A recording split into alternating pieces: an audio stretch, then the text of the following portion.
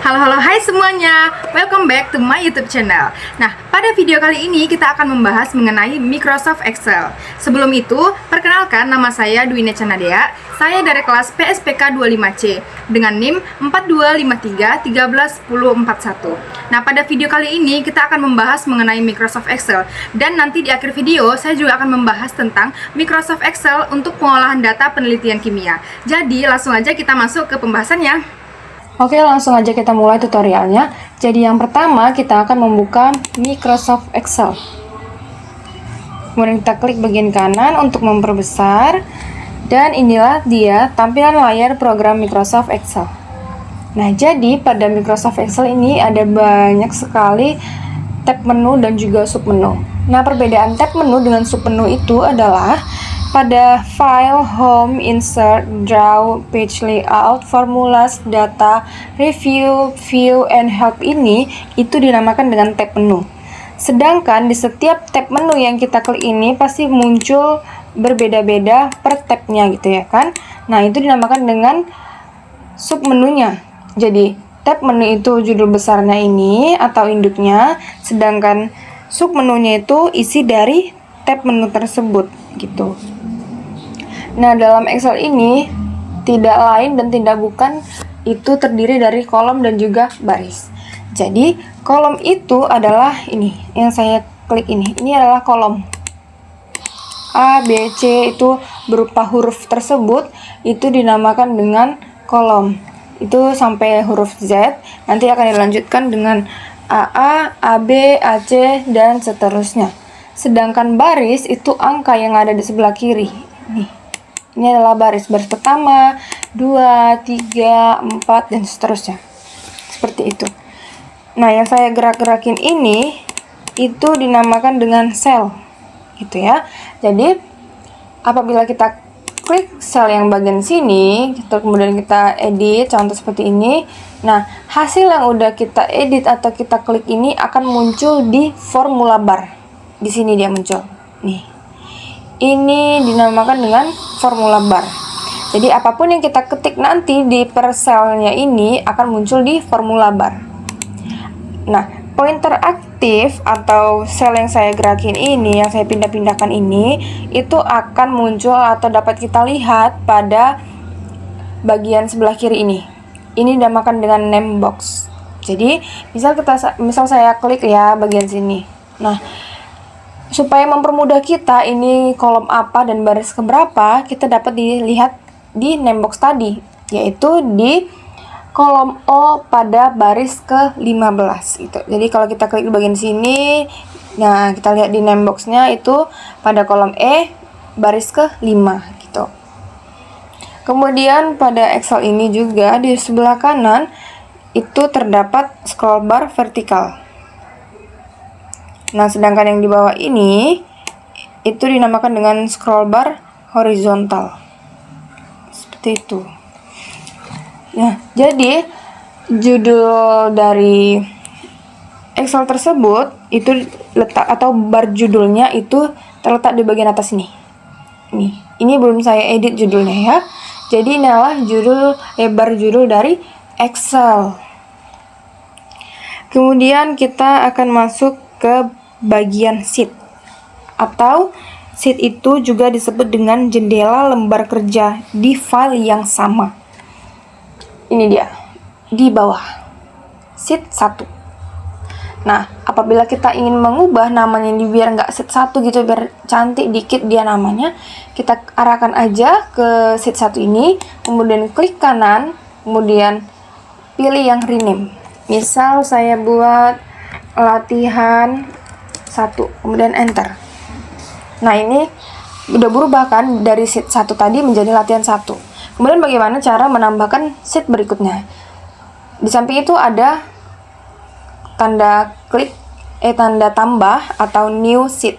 Kita klik aja, nanti akan nambah sheetnya. Sheet 2, sheet 3, 4, dan seterusnya. Kemudian biar dia cantik, kita akan berubah warna. Kita arahkan di latihan 1 tadi, kemudian klik kanan, kemudian tab color. Misal saya pilih warna ungu deh. Nah, biar kita lihat dia udah warna ungu atau belum, arahkan aja ke sheet selanjutnya. Nah, dia udah ada di latihan 1 dan berwarna ungu. Nah, jadi di sini saya sudah menyajikan data yang sangat sederhana mengenai daftar nilai praktikum. Jadi di sini sudah saya buatkan nama, nomor, dan juga nilainya. Namun pada bagian nomor itu belum saya isi, karena saya akan memberikan penjelasan bagaimana cara mengisi kolom nomor dengan cara yang otomatis. Tidak kita ketik satu-satu, 1, 2, 3, sampai 1000, enggak lagi. Jadi kita akan buat itu secara otomatis. Nah, kita arahkan pada bagian kolom nomor, kemudian kita klik pada tanda petik tunggal, kemudian kita klik angka 1, lalu enter. Nah, kemudian kita arahkan lagi ke nomor 1 ini, bagian sel nomor yang ini. Kemudian kita lihat, kalau kita arahkan di bagian sini itu dia warna putih, tanda plusnya. Apabila kita arahkan dia pada sudut bawah kanan ini, dia akan berubah menjadi warna hitam. Nah, kalau udah berubah jadi warna hitam, kita tinggal tarik ke bawah sesuai dengan ketentuan yang akan kita buat. Nah, sampai bagas, udah kita stop. Nah, dia sudah terisi secara otomatis nomor 1 sampai nomor 10. Gitu. Kemudian kita akan merapikan, kita akan memunculkan garis-garis pada tabel berikut. Jadi caranya, kita blok dari nomor ini sampai bawah. Kemudian kita klik kanan, lalu kita klik format cell. Nah, muncul ada berbagai macam seperti numbers, alignment, font, border, fill, and protection. Jadi sini kita akan membahas satu persatu dulu, yaitu border. Nah, pada bagian border ini kita harus mengetahui itu none itu adalah untuk menghilangkan garis. Kemudian outline ini untuk memberi garis batas di sekeliling range atau bagian luarnya gitu. Kemudian pada inside itu garis dalam di sekeliling range. Lalu border ini itu untuk memilih bentuk garis yang kita inginkan. Nah, jadi untuk yang outline dengan inside ini kita pilih garisnya itu dari ini, dari stylenya. Mau kita style berbagai macam apa gitu, di sini ada. Mau untuk garis putus-putus, bold yang terlalu tebal, tipis, garisnya ada 2. Nah, kita pilih aja di style ini. Kemudian di sini ada color, yaitu artinya warna pada style yang kita pilih ini. Kemudian di bagian sini tuh ada fill, itu artinya bagian yang mau kita beri warna. Jadi kita satu persatu dulu, kita akan membuat bordernya dulu. Nah, pertama untuk outside-nya kita pilih yang tebal ini. Kemudian untuk inside-nya kita pilih yang tipis. Lalu kita klik OK. Nah, jadi dia. Jadi kita mau kasih warna biar beda dengan isi datanya. Kita mau ngasih warna untuk nomor, nama, dan juga nilai. Jadi kita blok, kemudian klik kanan, format cell, dan kita klik yang fill. Kita kasih warna biru misal. Nah, kita klik OK. Jadi dia warna biru. Nah, di sini kita ubah aja deh fontnya. Jadi fontnya Times New Roman. Times New Roman. Oke. Kemudian kita ukuran fontnya itu 12. Lalu kita biasanya untuk setiap judul dari data itu rata tengah. Kita klik aja yang ini, alignment ini, yang center.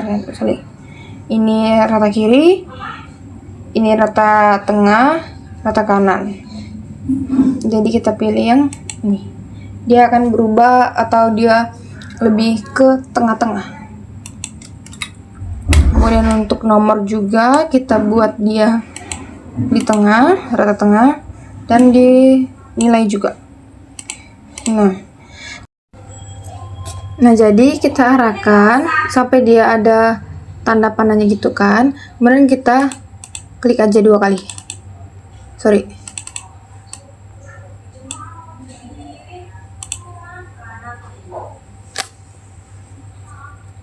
Nah, jadi caranya itu pada bagian nomor ini kita arahkan dia sampai sesuai dengan yang kita mau. Jadi yang nama ini agak kita perpanjang sedikit. Dah, cukup segini aja. Nah, pada bagian judul kita akan buatkan dia. Nah, ini pada bagian ini,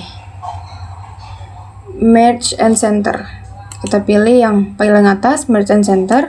Dia akan menyesuaikan sampai di mana tabel yang kita buat gitu. Jadi nanti dia bakal berada di tengah-tengah.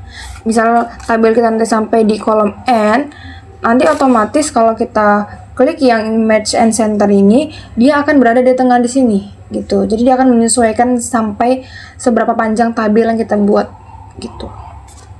Kemudian fontnya kita tinggal ubah Times New Roman.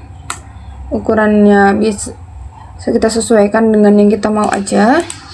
Tapi karena di sini kurang, nah kita contohnya seperti ini. Dan inilah dia tabel sederhana mengenai daftar nilai dari praktikum siswa-siswa. Seperti itu. Nah, berikutnya kita akan membahas lebih lanjut lagi mengenai Microsoft Excel. Dan di sini saya sudah menyajikan data sederhana lagi mengenai daftar hasil sewa buku. Nah, jadi di sini kita akan pertama-tama yang akan kita lakukan yaitu merapikan terlebih dahulu isi dari data ini.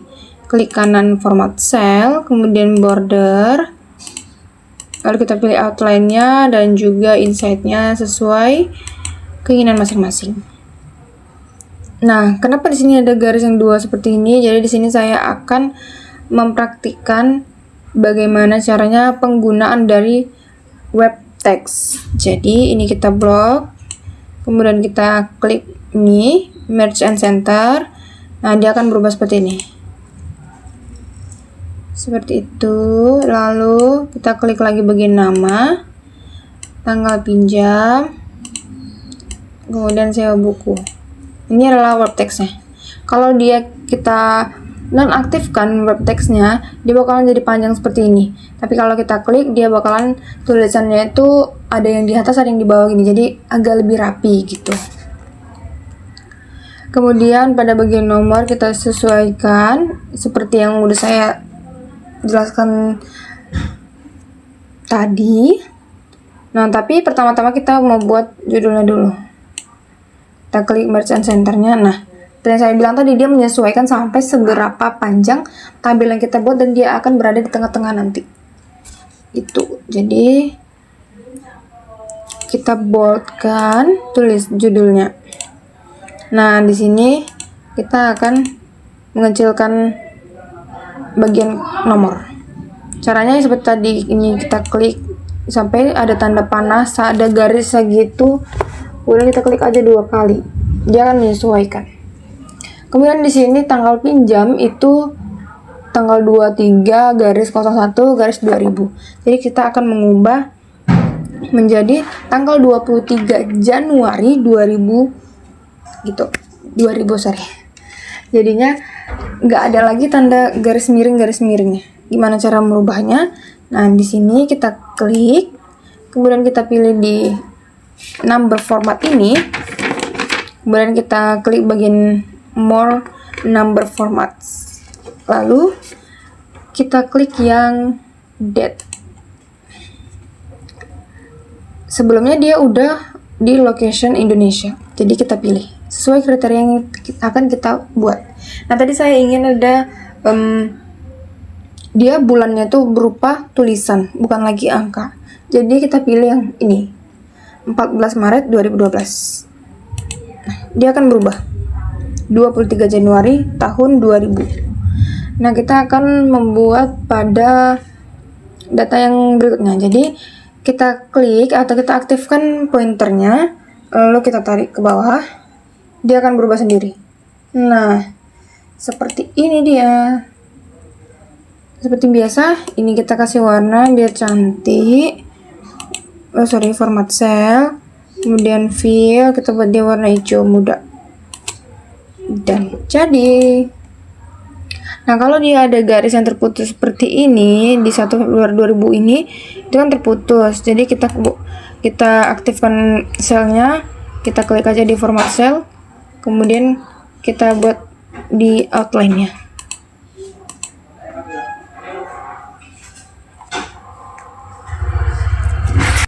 Nah, pada penjelasan kali ini, saya sudah menyajikan laporan penjualan barang, yang dimana kita akan membahas mengenai rumus aritmatika dasar. Jadi kita harus mengetahui dulu simbol dari rumus aritmatika dasar dalam Excel. Jadi dalam Excel itu, pada penjumlahan itu disimbolkan dengan tanda tambah, seperti ini. Kemudian, untuk simbol perkalian itu tanda bintang. Lalu pengurangan itu tanda min, kemudian pembagian itu garis merah seperti ini, dan perpangkatan itu seperti ini. Segitiga dia tapi tidak tertutup, gitu ya. Nah, saya sudah menyajikan laporan penjualan barang. Udah ada tersedia nomor, nama barang, harga satuan, jumlah beli, dan juga total. Jadi untuk nama barang, harga satuan, dan jumlah beli itu kita isi dengan manual karena itu data yang tidak bisa kita isi secara otomatis gitu.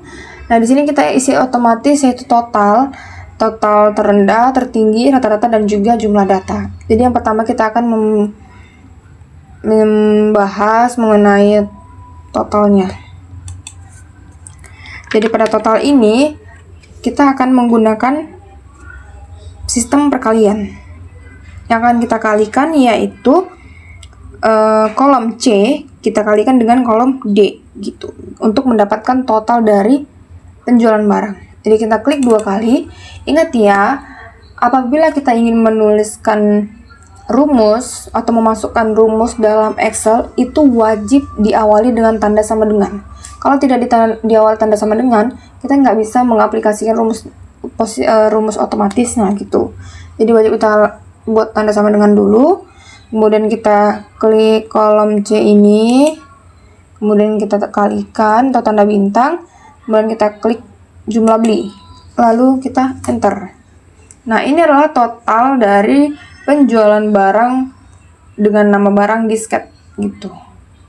Kemudian kita tidak perlu lagi menulis satu-satu seperti tadi untuk data-data berikutnya. Jadi caranya kita arahkan ke sel ini, sel yang udah kita buat tadi totalnya, kemudian kita tarik ke bawah.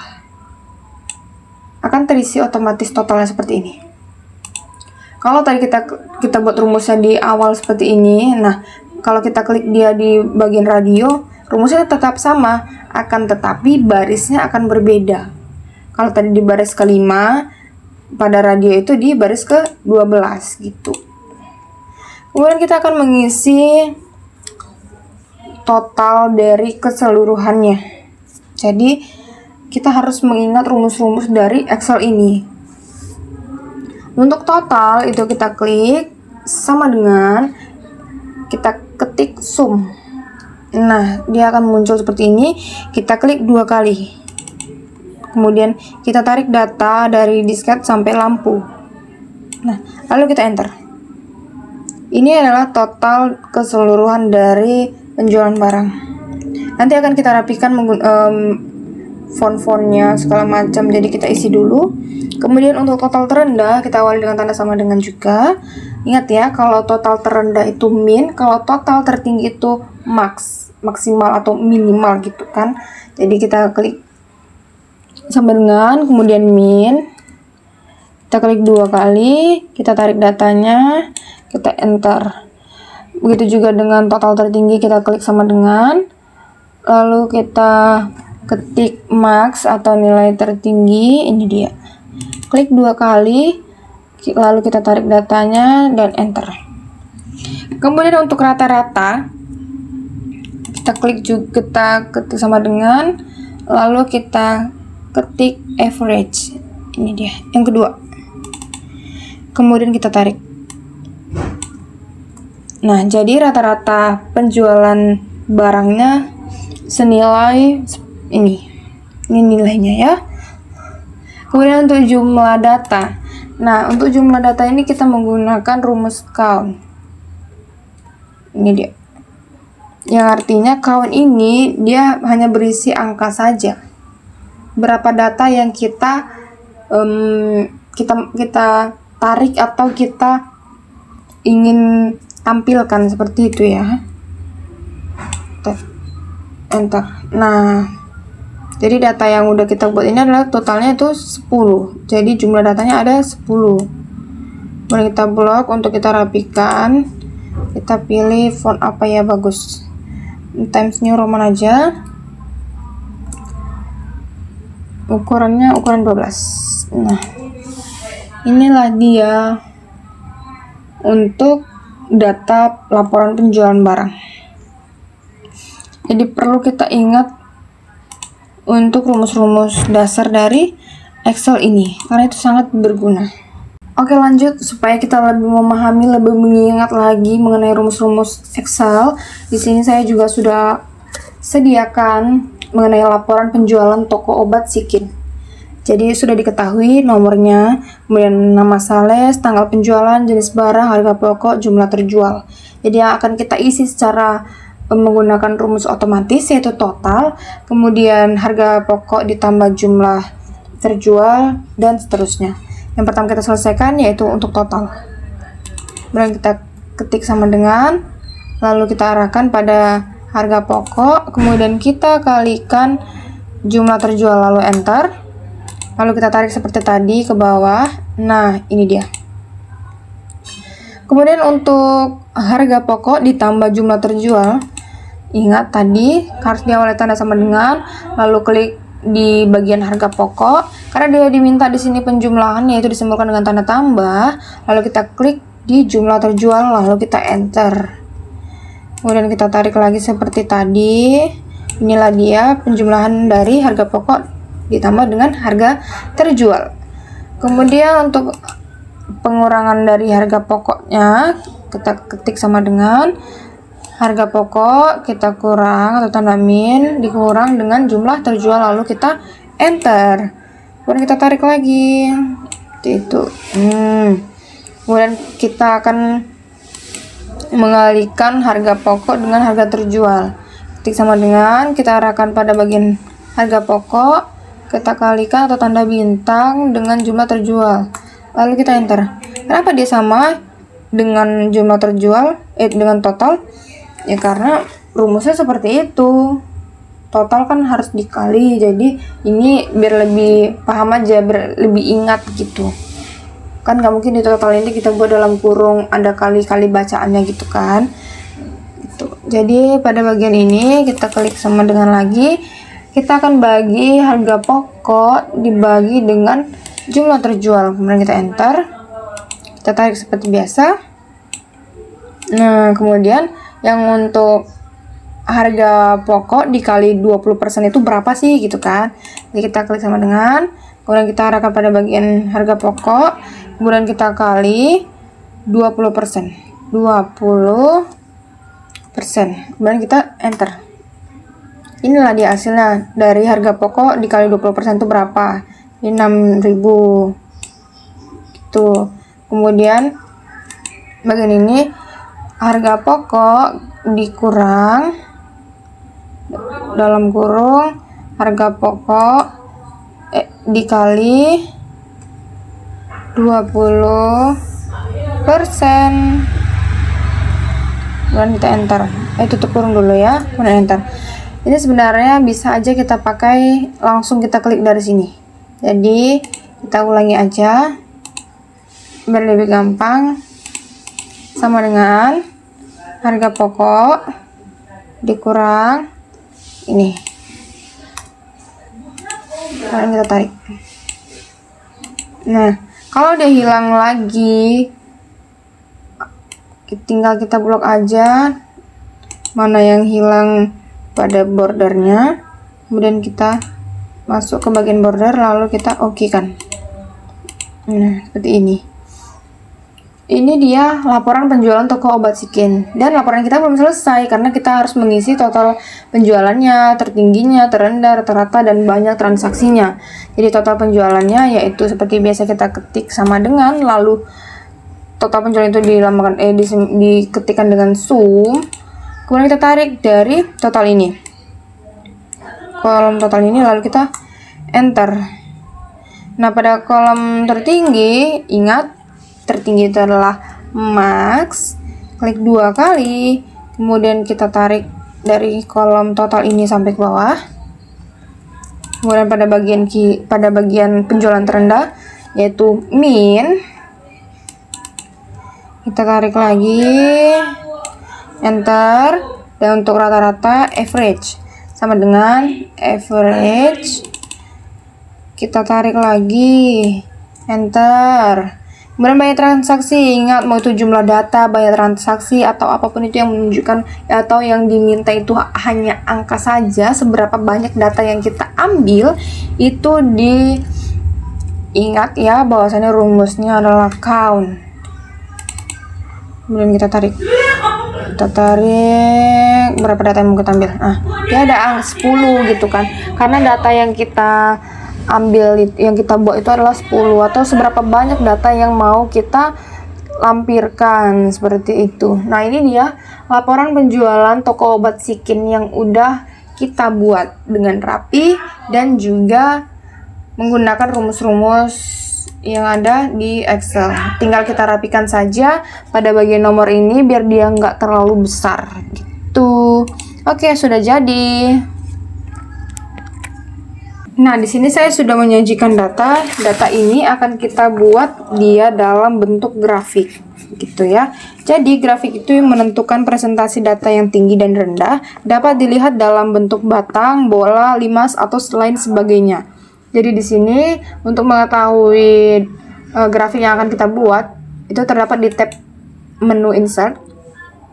Di sini ada diagram batang yang 3 dimensi, 2 dimensi. Kemudian ada juga yang berbentuk pie, dan ada banyak macam-macam grafik yang ada di Excel ini. Nah, di sini yang hal pertama kita lakukan yaitu kita akan memblok dulu data yang udah kita buat. Misal di sini kita akan membuat diagram batang yang 3 dimensi. Nah, inilah dia diagram batang dari hasil panen dari bulan Januari sampai Maret dengan jenis tanaman kacang, jagung, dan juga kedelai. Nah, kita akan menambahkan elemen-elemennya, yang dimana kita bisa mengklik langsung di sebelah kanan ini yang grafik elemennya. Misal kita akan menambahkan data labelsnya, ini dia. Yang angka di atas ini itu data labelsnya yang bisa kita pindahin ke atas atau kita rapikan. Karena contoh di nomor yang angka 200 ini, yang tanaman kedelai itu tertutup dia dengan warna hijau. Jadi itu kita bisa rapikan. Kita klik dulu, baru kita geser-geser biar dia rapi, bagus, dan dapat dilihat.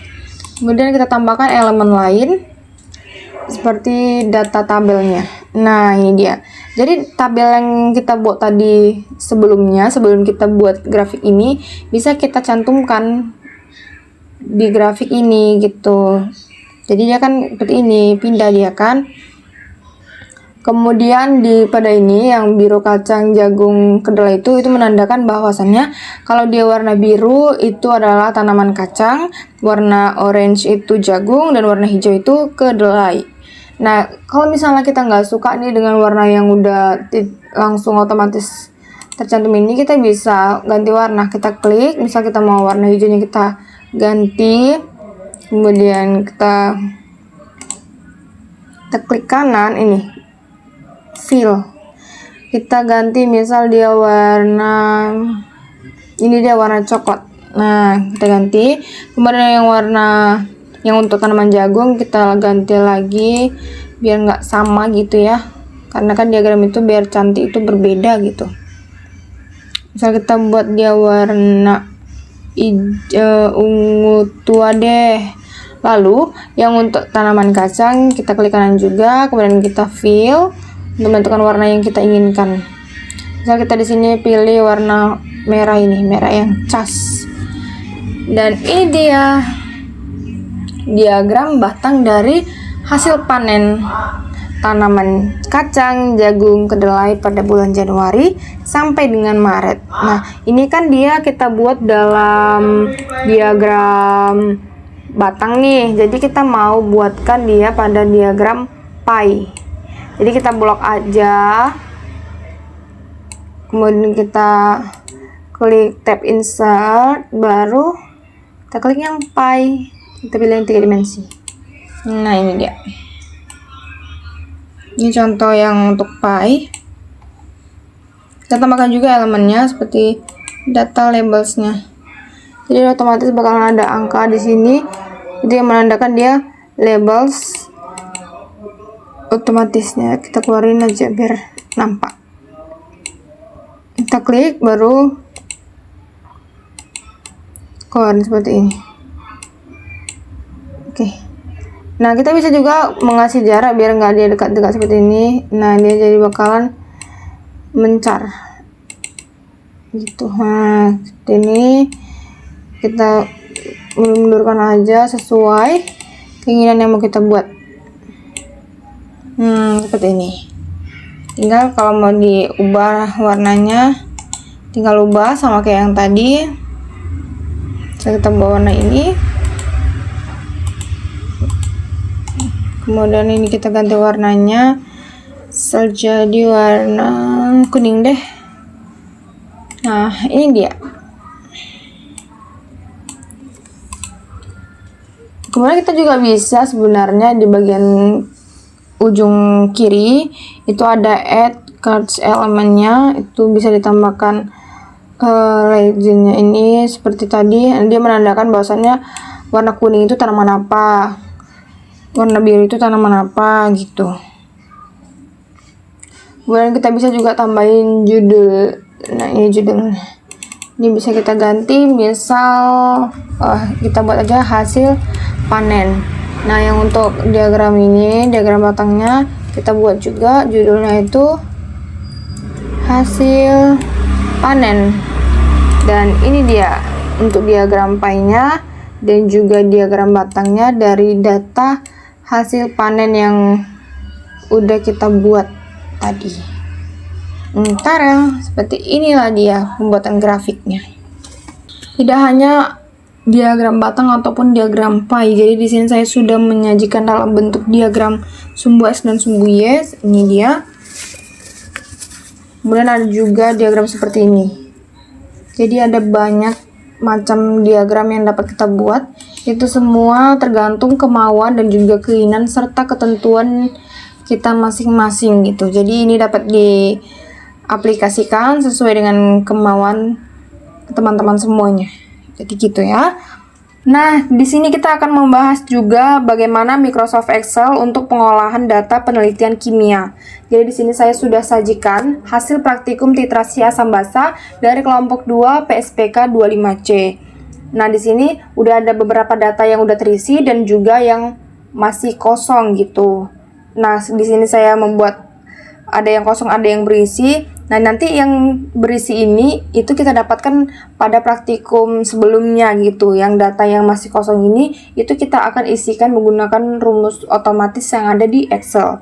Jadi yang untuk volume NaOH dalam satuan mililiter itu kita ketik manual atau kita isi sendiri, bukan otomatis.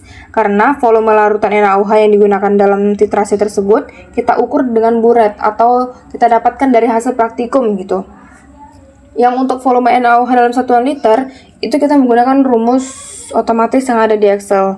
Kita mengubah volume dari satuan mili ke liter karena 1 liter itu kan sama dengan 1000 mililiter kan ya. Jadi pada kolom B nanti itu kita bagikan 1000 gitu. Kita isi otomatis. Kemudian yang molaritas NaOH itu kita ketik langsung atau kita buat secara manual karena itu kita dapatkan sewaktu kita melakukan praktikum. Nah, untuk yang molaritas NaOH itu kita isi otomatis dengan rumus N sama dengan M dikali V. Nah, yang untuk molaritas HCl itu kita isi secara otomatis juga. Karena reaksinya itu 1:1 yang dimana NaOH ditambah H2O itu menghasilkan NaCl ditambah H2O. Maka mol HCl itu sama dengan mol NaOH. Jadi nanti kita bakal isi secara otomatis. Nah, yang untuk volume HCl itu kita ketik secara manual. Karena volume larutan HCl yang dititrasi itu saat praktikum itu kita dapatkan sewaktu kita melakukan eksperimen. Nah, yang untuk molaritas HCl itu kita isi menggunakan rumus otomatis yang di Excel. yang dimana rumusnya MHCl sama dengan MnAOH dikali volume NaOH per VHCl atau volume HCl gitu ya.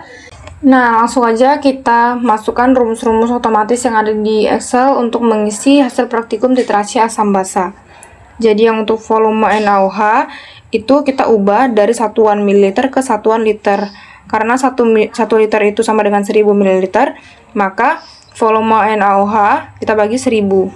Jadi sama dengan volume NaOH dalam satuan mili kita bagi 1000. Kemudian kita enter. Lalu kita tinggal tarik seperti ini. Kemudian yang untuk mol NaOH kita klik sama dengan, kita kalikan molaritas NaOH kita kali dengan volume NaOH, kemudian kita enter. Lalu kita tarik. Yang untuk mol HCl itu reaksinya 1:1. NaOH ditambah H2O itu menghasilkan NaCl ditambah H2O. Maka mol HCl itu sama dengan mol NaOH. Jadi sama dengan mol NaOH. Enter. Tarik. Oke. Yang untuk molaritas HCl, biar lebih paham kita pakai rumus ini aja ya. Kita klik sama dengan, kita klik sama dengan, kemudian kita klik yang molaritas NaOH, kita kali, buka kurung, volume NaOH kita bagi 1000, tutup kurung, kemudian kita bagi volume HCl ini, kemudian kita bagi 1000, kemudian kita enter.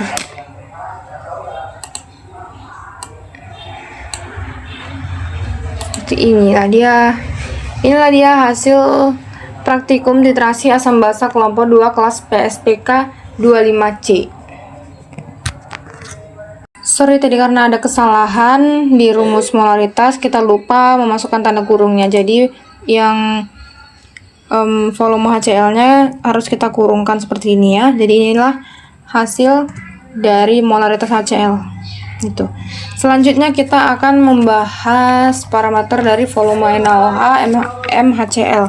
Jadi pada pengolahan data penelitian kimia berikut, kita akan membuat ekspor grafik dari Excel yang akan kita buat secara grafik, tabel dengan mencantumkan standar deviasinya dan juga regressionnya nanti secara otomatis.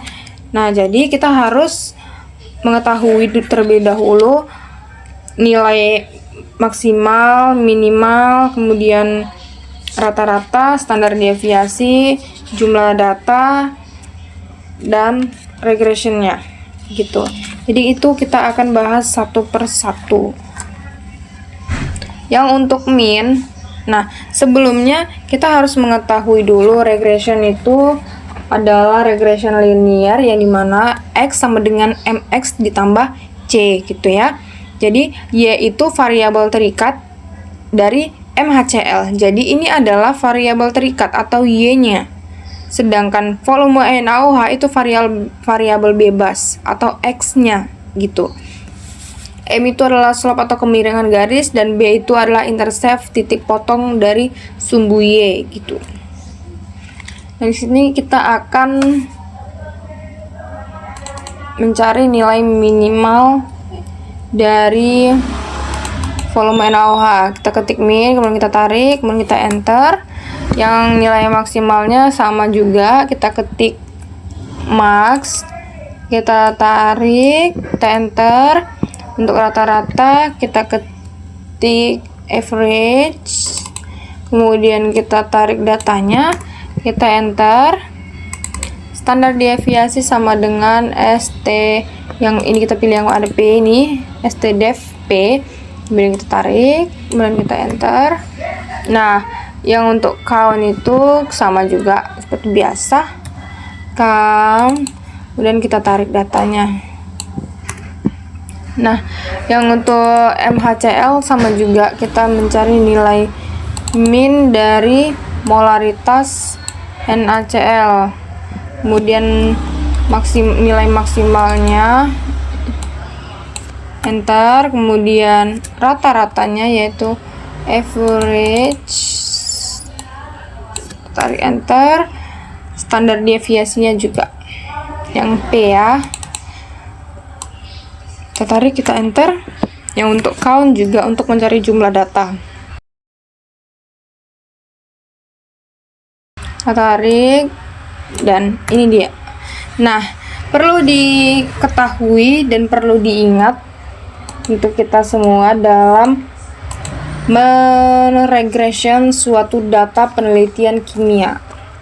Slope intercept regression itu hanya untuk variabel Y, karena yang dihitung adalah bagaimana Y berubah terhadap X. Nah, kenapa nanti di tabel volume NaOH kita buat 0 semua? Ya karena volume NaOH adalah variabel X, bukan Y. Jadi untuk yang slope, intercept, dan regression yang di dalam kolom tabel ini, kita tuliskan secara manual itu angka 0 gitu ya, karena dia adalah variabel X bukan Y. Yang kita menjadi acuannya itu adalah variabel Y gitu. Jadi volume NaOH itu tidak diregresikan terhadap apapun. Excel tidak menghitung slope, intercept, atau regression untuk X, karena dalam persamaan linear X dianggap sebagai variabel bebas yang bisa kita ubah, bukan yang kita prediksi gitu. Nah, berikutnya kita akan membahas yang slope, intercept, dan regression dari HCl. Oke, langsung aja kita klik kolom yang slope di MHCl, kita ketik sama dengan slope ini, kemudian kita tarik dari molaritas HCl, kemudian koma volume NaOH, kemudian kita enter. Dan untuk yang intercept sama dengan kita ketik intercept, kemudian kita tarik dari mol HCl, koma volume NaOH, kemudian kita enter. Yang untuk regressionnya sama dengan kita ketik RSQ, kemudian kita tarik dari molaritas HCl, kemudian koma volume NaOH, kemudian kita enter. Dan inilah dia regression dari hasil praktikum titrasi asam basa. Nah, dari data yang udah kita dapatkan ini, kita dapat membuatkan atau secara otomatis nanti untuk grafik seperti itu. Untuk grafik tabelnya nanti akan secara otomatis kita dengan menggunakan regression ini gitu. Nah, jadi perlu kita ketahui apabila kita udah mendapatkan data laporan yang udah seperti ini, yang udah siap jadi, kita langkah berikutnya kita pergi ke tab menu data. Kemudian di sini ada data analisis. Jadi kita klik data analisis. Nah, kita cari yang regression, ini dia. Kemudian kita klik OK. Dan di sini kita akan diminta untuk input Y range dengan input X range. Nah, kita klik dulu yang ini. Ingat ya, yang untuk X itu volume NaOH, sedangkan untuk Y itu molaritas HCl. Jadi yang pertama kita input itu adalah Y. Kita klik yang tanda panah ke atas ini, kemudian kita tarik Y, kemudian kita enter. Kemudian yang untuk X, kita tarik, kemudian kita enter. Dan kita akan menampilkan dari regression ini labelsnya, nanti ada langsung confidence levelnya, kemudian constants in zero-nya, kemudian kita buat aja di new worksheet biar nanti dia ke sheet berikutnya gitu, biar nggak bertimpa-timpa. Baru residualsnya kita buat, kemudian standar residualnya, kemudian residual plots, line fit plotsnya, dan normal probability plotsnya. Kemudian setelah semuanya udah kita klik, nanti akan muncul beberapa macam sesuai dengan yang kita klik ini, sesuai permintaan kita ini. Nanti akan ada muncul labelsnya, confidence levels, dan lain sebagainya gitu. Setelah ini kita klik OK.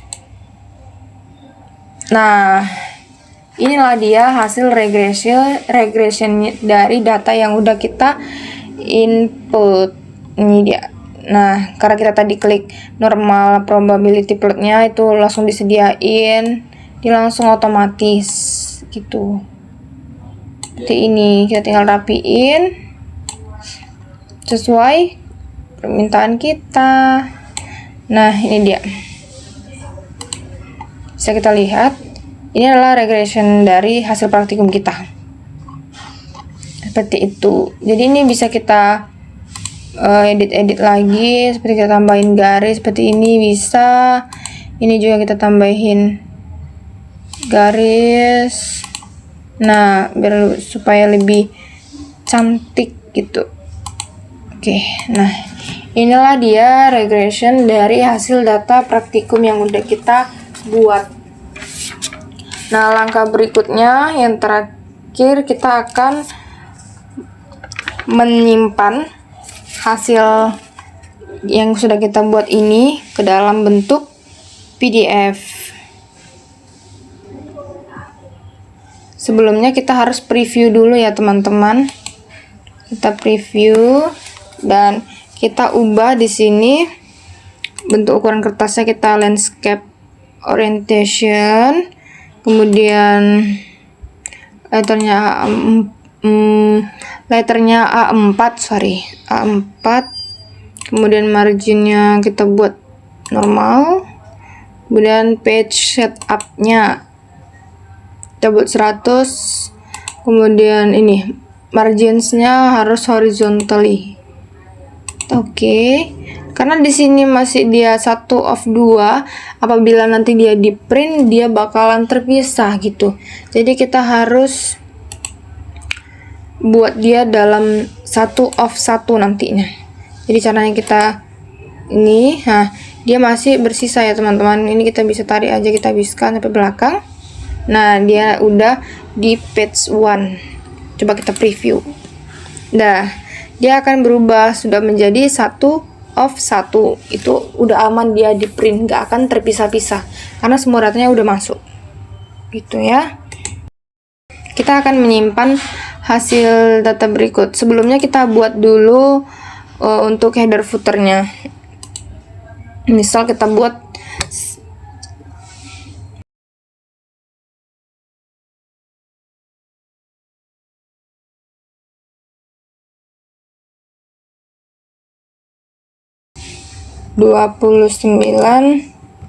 Oktober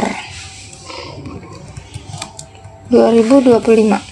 Kemudian inilah dia untuk header dan footernya, yaitu header ini untuk footernya.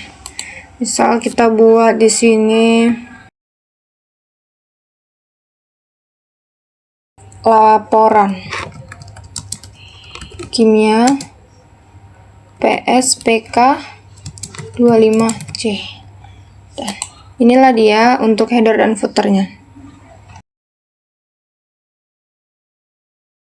Jadi langkah berikutnya kita akan simpan file ini ke dalam bentuk PDF. Jadi kita klik file, kemudian export, kemudian create PDF. Nah, selanjutnya di sini kita akan arahkan atau kita simpan di dokumen mana. Jadi saya akan buat di dokumen, kemudian saya buat nama filenya yaitu belajar Excel kimia. Kemudian kita klik options. Nah, di sini saya akan pilih entire workbook karena biar tersimpan seluruhnya untuk sheet-sheet yang udah kita kerjakan seperti itu. Kemudian kita klik OK, lalu kita publish. Tinggal ditunggu. Nah, inilah dia hasil dari PDF yang udah kita PDF-kan. Jadi gimana? Microsoft Excel seru bukan? Terima kasih yang sudah mendengarkan video saya dari awal, pertengahan, hingga juga akhirnya. Semoga video ini bermanfaat untuk kita semua. Thank you for watching and see you in the next video. Bye!